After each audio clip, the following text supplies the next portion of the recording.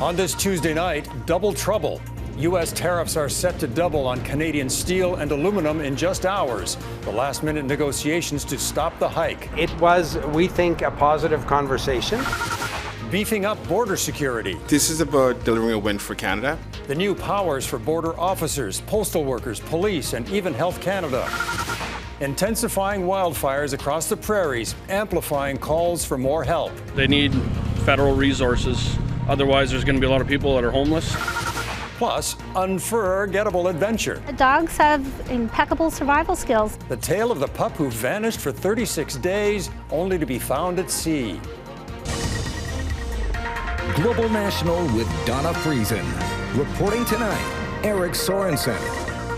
Good evening, and thanks for joining us. Canada is once again facing new and deeply punishing tariffs. U.S. President Donald Trump has signed an executive order doubling tariffs on steel and aluminum imports. The levies take effect just after midnight.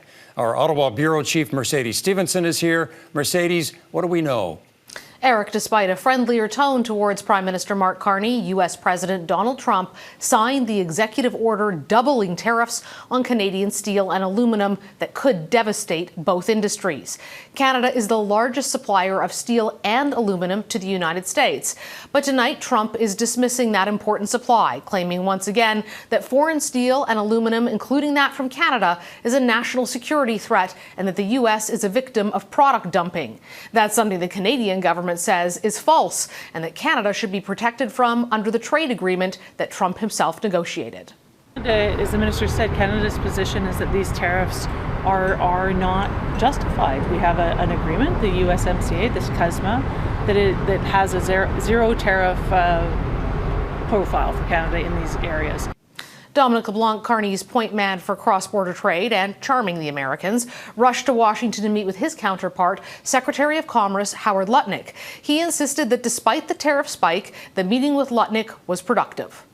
It was, we think, a positive conversation. Mr. Lutnick listens very carefully. He takes notes. He asks questions. We do the same thing. And every time we have these conversations, I think we deepen our understanding of each other's positions. It's a view shared by Ontario Premier Doug Ford, who met with the U.S. Ambassador Pete Hoekstra today in Toronto. We're going through this. I'm confident that we'll come out the other end in fairly good shape, and that's what we need to do. We need to bring the temperature down. We both agree on that.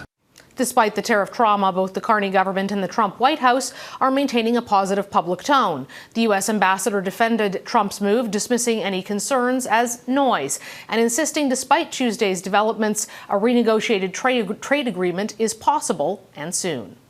The dialogue is open. The Prime Minister is talking with the President on a regular basis. In the meantime, though, Canada will still hit back. And we will continue to make sure that we fight by having strong counter-tariffs, that we protect our workers, and we will build through very strong, major national projects. What exactly that Canadian government response will look like, though, Eric, remains to be seen. All right, Mercedes Stephenson in Ottawa. Thank you. On Parliament Hill today, the Liberal government introduced its first major piece of legislation, and it's a sweeping law and order bill. C2 is the Strong Borders Act. It's aimed at tightening border security. Though, as David Akin reports, the bill also has an eye toward domestic politics. This is about delivering a win for Canada and ensuring that our borders are safer, our communities are safer. And of course, we're responding to some of the concerns that have been posed by the White House. President Donald Trump had one big ask about his northern border. We have to stop fentanyl from coming in. And the Carney government is responding by giving Canada's 8,600 border officers a brand new mission to inspect exports. The new bill proposes that warehouse operators and transport companies will have to allow Canada Border Services Agency equipment and officers into their facilities to inspect their goods. That's a measure not only to combat illegal drugs, but also to find stolen cars about to be shipped abroad. Carjackings are top of mind among many voters, especially in Brampton, Ontario, where a Liberal cabinet minister lost her seat in the last election. To be truly strong, Canada must be secure. Health Canada will also have new powers to regulate the precursor chemicals that can be turned into fentanyl. Meanwhile, Canada Post and law enforcement agencies will have new authorities to inspect mail packages. That too is an anti-fentanyl measure, but is also being pitched as a way to crack down on illegal guns coming mostly from the United States. To fight transnational organized crime, companies that build the computers and software that facilitate online business and digital transactions will have to build access points into their services, sometimes called digital backdoors, for law enforcement to conduct investigations. The public safety minister said new rules so police can seize hard drives and servers will be compliant with the Charter of Rights. Any police requests for new kinds of digital search warrants must be approved by a judge. I've worked my entire life in the protection of human rights and civil liberties. That's a marquee part of the work that I've done before politics, in politics. And though it's not part of today's legislation, the Liberals vowed to make good on their campaign promise to hire 1,000 more border officers and 1,000 more RCMP officers, all of it in a bid to fend off accusations from Donald Trump or from Canadian voters that Liberals are soft on crime. Eric. David, President Trump was also worried about illegal migration from Canada to the U.S. What is the Carney government doing about that? Well, there are, in fact, quite a few measures in C2, the Strong Borders Act, to prevent abuse of Canada's immigration system. New rules are being proposed, for example, which could restrict asylum seekers. Immigration officers will get new powers to cancel or suspend immigration documents, and the Immigration Department will overhaul the whole process for applicants and for assessments of asylum seekers. Now, this won't be cheap. Ottawa is ready to set aside $750 million over 5 years for that project. Eric. David Akin in Ottawa, thank you. There is cautious optimism from Alberta's energy sector after yesterday's First Ministers' meeting. Alberta's Premier, Danielle Smith, says a bitumen pipeline from her province to BC's northern coast is desperately needed to boost Canada's economy. But as Heather Yurix-West explains, getting another oil pipeline built in this country won't be easy. It's been a little more than a year since the Trans Mountain Pipeline expansion started shipping Alberta oil to the BC coast. The long-delayed, massively over-budget infrastructure project was so difficult, many in the sector believed it would be the country's last oil pipeline ever built. My view would be that we'll have failed at the assignment if government has to build another pipeline. That will demonstrate to us that we didn't create the conditions for private investment to come to the table. The federal government was forced to step in and save TMX in 2018. After, bogged down by court challenges and regulatory delays, its owner, Kinder Morgan, walked away. In 2017, TransCanada pulled the plug on its Energy East pipeline for similar reasons, while Enbridge's Northern Gateway pipeline proposal was cancelled by Ottawa in 2016. This is going to be very hard. None of this is easy. We've dug ourselves a very deep hole over the last 10 years. It's going to take quite a while for capital to think the risks have been reduced and to want to come back and build big projects. It's a different tone than previous government, so that actually is refreshing. But industry CEOs like Gurpreet Lail says promising words need to be backed up by action when it comes to policies like the federal oil sector emissions cap, the Northern BC Coast tanker ban, and the Impact Assessment Act, a bill critics say ensures no future pipeline projects will ever move ahead. He's going to have to put some changes in place. Like, this has to work hand in hand, probably at the same time, where you're announcing projects, but you can't announce a project and have regulations that work against the project. Changes that will need to balance environmental concerns and issues related to Indigenous consent. The tone around pipelines may have changed, but there is still a long, difficult road ahead. Heather Yurix-West, Global News, Calgary. Turning now to the wildfire emergency across the prairies and growing frustration by residents, especially in Saskatchewan, at the provincial response. The fires are growing. Satellite imagery shows smoke blanketing a huge section of the prairies and also wafting east to Ontario and into the U.S. as far south as Washington, D.C. Melissa Ridgen now on the deepening emergency and the growing calls by evacuees to step up the response. What's known as the Pea Sioux fire has forced a mandatory evacuation order for everyone within 20 kilometers of L'Orange. 21 wildfires are burning in the province, several spreading and intensifying. Environment Canada says scattered showers will be of little help. The Wildfire in east central Saskatchewan near Creighton has ravaged homes and cottages at Denair Beach. Many evacuated residents left to watch the devastation on home security cameras from afar. Why has Moe not called in the military to help? The weather's not cooperating. You know, it's been so dry. The winds won't stop. You know, the guys are doing the best they can, but they need federal resources. Otherwise, there's going to be a lot of people that are homeless.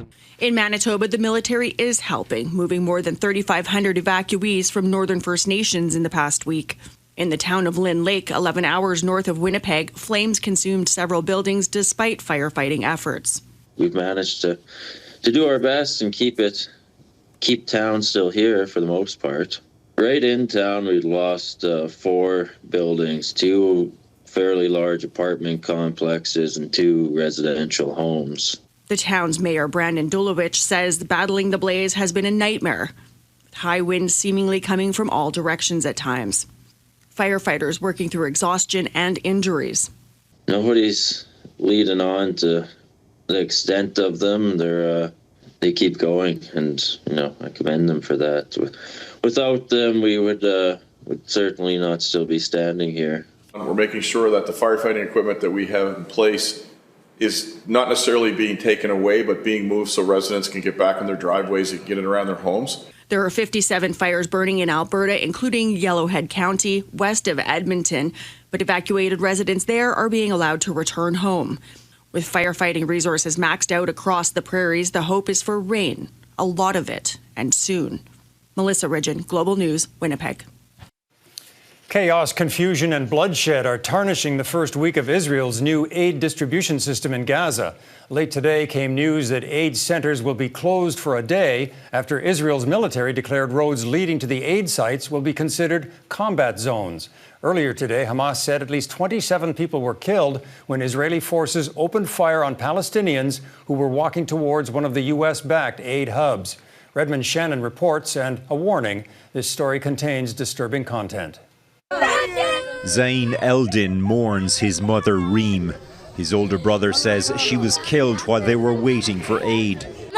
She was telling my brother to lower your head. He turned, and then a bullet went into her head. Reem Eldin is one of 27 people Hamas says were shot dead by Israeli soldiers as they went to get food before dawn. This is the third day in a row where Hamas says people have been killed at or near one of the 4 new Israeli-approved aid hubs. The sites are run by contractors and patrolled by Israeli troops, opened after an 80-day blockade on Gaza. Israel says the new system bypasses Hamas and is, quote, working well. And has the potential to seriously harm the terrorists and to shorten the war. On Sunday, Israel denied its forces shot at those killed near an aid hub. After Tuesday's killings, it said its soldiers fired toward people who had deviated from an approved aid route. And as some of the suspects continued, despite these warning shots, advancing towards the troops in a threatening manner, further fire was directed near these specific individuals. The United Nations has called for an independent investigation. The willful impediment of access to food and other life-sustaining relief supplies for civilians may constitute a war crime. The UN and aid groups have refused to cooperate with the aid plan. They say because people have to travel long distances to get food, the weakest get left behind. Palestinians have been presented the grimmest of choices: die from starvation or risk being killed while trying to access the meagre food that is being made available. The US firm Boston Consulting Group said Tuesday it has pulled out of pro bono work on the current Gaza aid plan. Eric? Redmond Shannon tonight in London. Thank you. Bridge blast caught on camera. Coming up, Ukraine's attack on a key link between Russia and Crimea.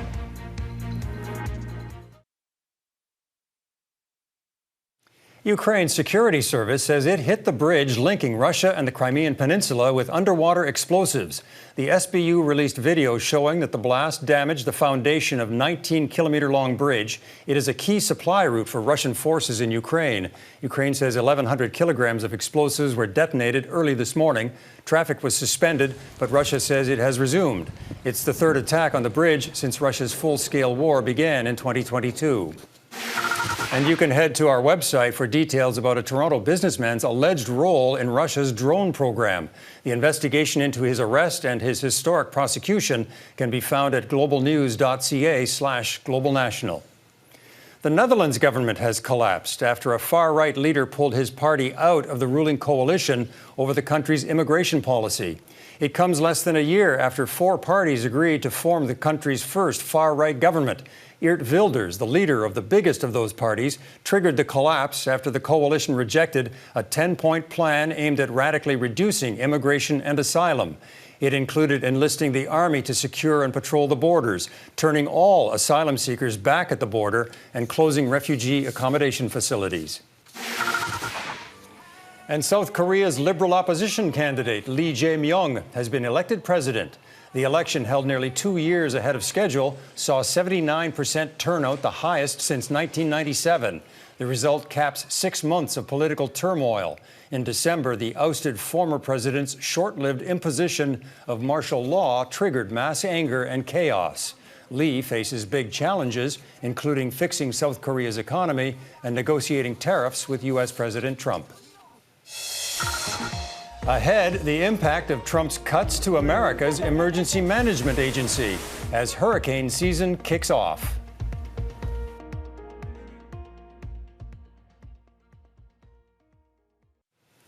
The Atlantic hurricane season is just starting, and many of the resources needed to keep people safe are being cut back. U.S. President Donald Trump's administration has fired hundreds of federal scientists and other experts trained in storm tracking and emergency response. Jackson Prosco reports. When Hurricane Helene barreled into the southeastern U.S., it killed at least 250 people, wiped entire towns off the map, and caused an estimated $250 billion in damage. All it takes is one storm to make landfall for us to be in some really concerning times.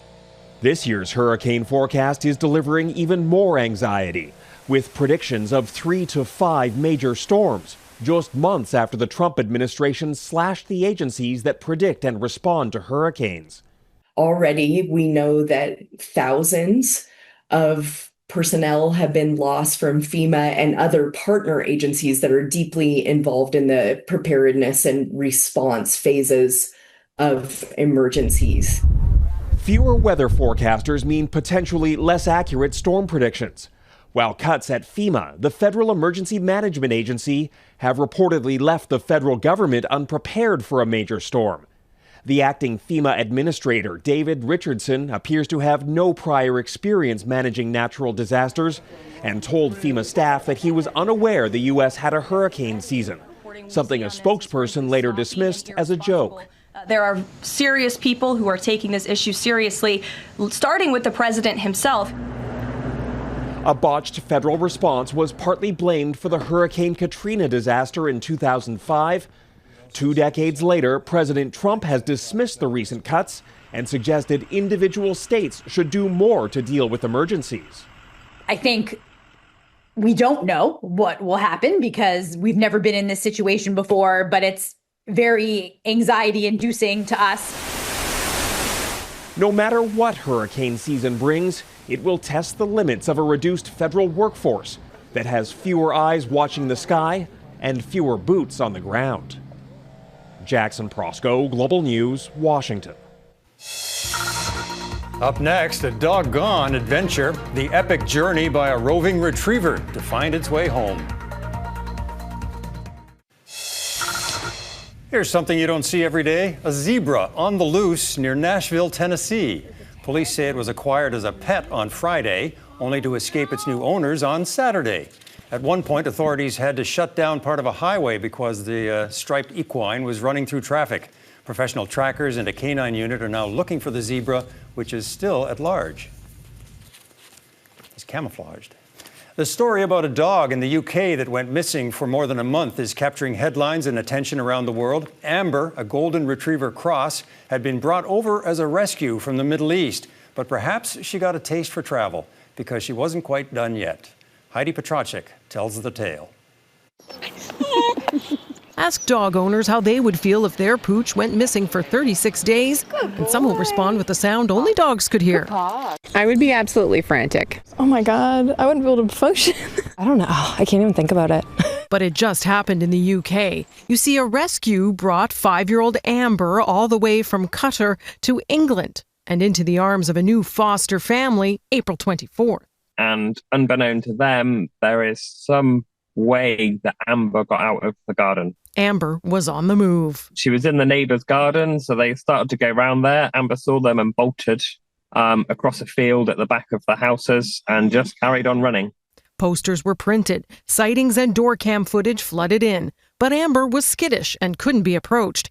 Folks figure the dog covered well over 150 kilometers before arriving in the coastal town of Poole. But the journey didn't end there. Amber decided to go for a swim to Brown Sea Island, a distance of roughly 1.6 kilometers. The pooped pooch stayed 3 days, then decided to doggy paddle back again. But currents were strong, and luckily 2 boaters came along. And Amber swam up to the boat in desperation and actually hooked her paws onto the ladder on the back of the boat. The lads, one of them actually jumped into the water to get her out. A trip to the vet confirmed Amber was tired and a little underweight, but healthy. Dogs have impeccable survival skills, and we tend to underestimate their ability to be out there by themselves. Calm and quiet will always get your dog back. With Amber now safe and sound, the next search is for her forever home. May she be homeward bound after an incredible journey. Heidi Petracek, Global News, Halifax.